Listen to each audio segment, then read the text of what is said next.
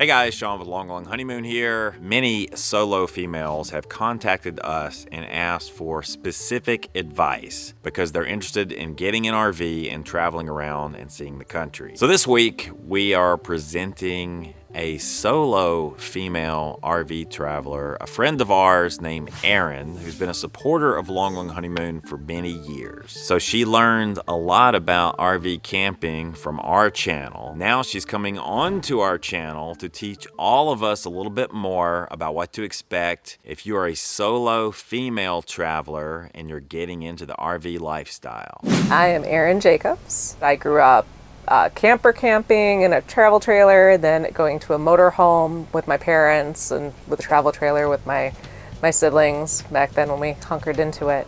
So I had a little bit of camping experience and it's kind of in my blood. My grandparents also were campers. But I was the annoying child in the campgrounds that would go up to the Airstreams and want to look in, and I thought they were so cool, especially the ones that were all polished up and shining. So I just wanted to know about them from a young age. And the story behind the Airstream, the heritage, that's what drew me into them. So I am still full-time employed. I'm a partner in a consulting firm, and I just have the leverage to be able to work from anywhere, which is very nice when I'm not actually at the client site. So I DJ some parties from time to time. I actually have a full setup back at home. This is my mobile setup, so that way if I want to mess around while I'm on the road, creativity strikes me. I carry 3 different cell phone providers with me, so I'm pretty self-sustainable no matter where I'm at, as long as I have some cell phone coverage. I have a Wi-Fi repeater in here as well. I have a hotspot that's dedicated to the Airstream. It works wonderfully, even for TV. My average is somewhere between 4 to 6 weeks at any given time. I've done some longer ones, but just due to my work constraints, that ends up being what it is. Yeah, I like staying in the southern states during the wintertime if I can. It's very important to me to be able to actually get out and enjoy myself and see different scenery when I'm working. I want to say it's all you guys' fault, kind of, but not really. When I realized that I needed to kind of optimize my time, the whole, we only have so much time in our lives kind of a situation, I had the epiphany. That's when everything came into my life as far as figuring out what I wanted, and it was going to be an Airstream. It wasn't going to be anything else. I didn't go through that lamenting process that some people do as far as figuring out what travel trailer. I thought about a camper van. So actually I did kind of look at the interstates and kind of try to see if that's what I wanted. The problem I had with that personally for my kind of camping is that I didn't want to give up the vehicle space and have to make that part of my living space. And also I had an existing tow vehicle at the time, so it was a lot easier just to go, okay, let's try the Airstream thing, and worst case scenario, I'm gonna have to sell it, but I still have my car. So I've had 2 Airstreams. So my first one was in 2017. I'm still a newbie by a lot of people's standards. I jumped right in and started taking it all over the US. I've actually boondocked and worked from here. I have the setup that's the most comfortable for me to be able to boondock for 2 to 3 days. That's my threshold that I like to do, is 2 to 3 days completely off the grid.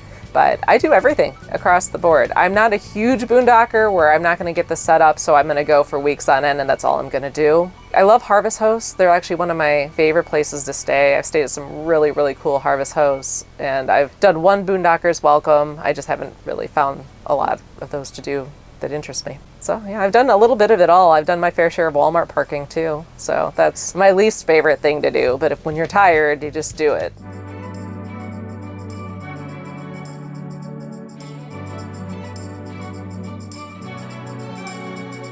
Try it. Just do it. I know it's a huge purchase and an endeavor. I mean, you don't have to go Airstream. You can go do whatever, but get out there and try it. One of the things that I feel is that the rental situations don't always best represent getting out there, unfortunately. I mean, you can try it, put your toe in the water, but it's not until you actually get your things and you make your plans and you kind of make it part of your life that you really understand if it's going to be part of you. I had boats before I had the Airstream, so I've had experience towing and with hitching, but with any of that, male, female, doesn't matter. As a solo traveler, it has its own challenges. My tow vehicle does have backup cameras, so it's helpful, but yeah, it's with anything, it's practice. It just takes time. Nobody is an expert from day one. Everybody makes mistakes. One of my friends that I met at an Airstream rally actually gave me this cool tip, is that she said, you carry your Lynx levelers with you. Well, if you're going into a tight spot, use the Lynx levelers to kind of lay out your path. That way you can follow them when you're reversing to kind of get yourself into the spot. And the one thing for me, I stop and get out and look. Even though I have cameras, I have backup camera on my rear camera on my Airstream, I just get out and look. I do it a few different times. People probably think I'm crazy, but I get in. I like symmetry, so I like to be like the same distance parallel to things if I can. Right. So I can think of lots of mistakes that I have made. Wait, are we talking just life mistakes or are we talking trailering mistakes? This is an evil of rain, right? I was in my Airstream with my awning out, and I have a 27-foot Airstream, so I don't have a center bar in my awning. And the torrential rain came within like 5 minutes. I couldn't even get outside of my Airstream fast enough to try to get the water off of it, and my tube had already bent. And then I got to learn firsthand how fun and easy it is to get a Zip-D power awning back against your Airstream. And as far as being in a place where I felt unsafe, it's only actually happened to me twice. One time I was pulling into an RV park, and sometimes you just get that feeling, and I just don't stay. If I get the feeling, I don't push through it.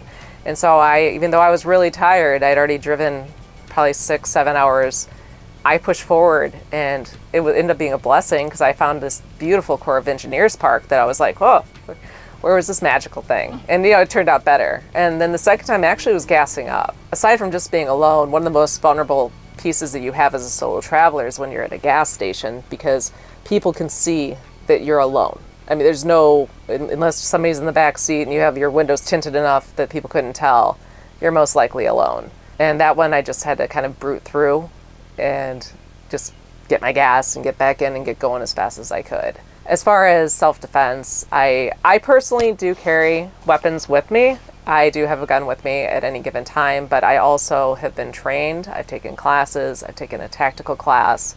I would never recommend carrying any kind of firearm unless you've had training. That's my gun disclaimer, is that to each your own, but make sure you know what you're doing. Make sure if you're traveling with firearms, especially know the laws of the states that you're going into, and especially know if you're going to a place that doesn't allow a weapon. A good example is Disney Fort Wilderness does not allow you to have a weapon. Yeah. So you can disclose it, you can work with security. There are ways to handle having a firearm and doing that. They have a process. The biggest physical challenge in an Airstream is making a bed in an Airstream. And the older people of the older generations than me, male or female, my hat goes off to you because it is insanely difficult. I think that takes the most out of me. I'm rolling over. I'm doing gymnastics trying to get my bed made half the time. Mm-hmm. So that's the most physically grueling. It's not the hitching. It's not doing all the other things. The one thing I wish I would have known is how much you get prejudged at campgrounds when you have an Airstream particularly. I don't know why it is. I mean, you either have the curious people or you have the people that really, they're like, oh, they have an Airstream. You're just too good for us kind of thing. I've literally had people walk past my Airstream while I'm sitting inside doing the hoity-toity, oh, she must be so hoity-toity, while my windows are open. Reverse snobbery. It is. It is. I'm like, I'm friendly. You can talk to me. One of the biggest challenges being a female solo traveler is hands down people wanting to help you too much. And I know it seems like a silly thing to say, but there's so many times where I'm trying to get unhitched or hitched or doing something and somebody's coming out or backing up and they want to help. And I have a hard time sometimes politely saying that I don't need the help, but trying to say I'm being friendly, but I don't need the help. Let me do my routine. If you stop me in my routine, it's going to actually cause me more grief or more stress. Another one of the challenges for being a female is I think that people underestimate what females can do and what we're capable of doing sometimes. And I know that we're getting past that, but I think people just generally they try to be just super helpful. And there are some females out there, they're like, oh no, I could never tow my travel trailer, my husband does it, or all those sorts of things, where they can. They just might choose not to, that's fine, but the females that choose to, we're pretty capable. I love towing my Airstream. Actually, the journey is like half the fun for me. One of the things being solo, not necessarily female or male, but just being a solo traveler that I find to be a huge challenge though, is those choices you have to make when your plans are changing while you're driving. You know, we don't really have the luxury to have someone in the passenger seat to try to look something up or check something for us. You know, a lot of times I phone a friend quite often if I need something looked up, but either that or we just have to take the next gas stop and rearrange our plans or do whatever we have to do. There's a ton of Facebook groups. Your mileage may vary depending on which one. I tend to swim in and out of a few of them. There's one that's specific to solo Airstreamers. There's another solo girl campers one. There's another solo travelers one. I find a lot of great information from a lot of those different resources. In fact, some of the solo information that I got the best information was actually from a lot of the van life community, because van life it seems there's a lot more solo travelers in van life. So a lot of their vlogs and stuff, I found a lot of useful information. But you guys, I found the most useful information. You guys taught me half the stuff I know, so. So you're all to blame. So if anyone sees me down the road doing something wrong, it's Shawn and Christy's fault.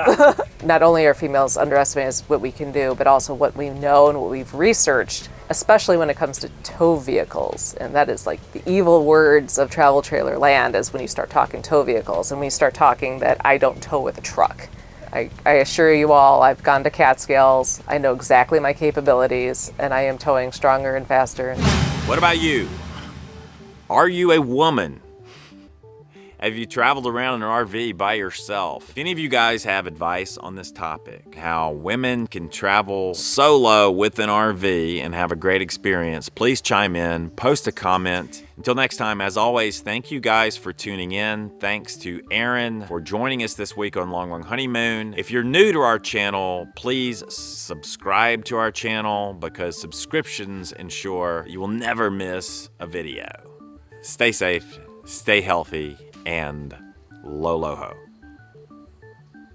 Unfortunately, my wife and I are not solo travelers, and I haven't been a woman for many years. Stuck at home in quarantine? With the Long Long Honeymoon Dump Station Simulator, you can go camping from the comfort of your couch. Our exclusive RV VR technology is so realistic, you'll want to wear rubber gloves. Honey, it's time to empty the water tanks.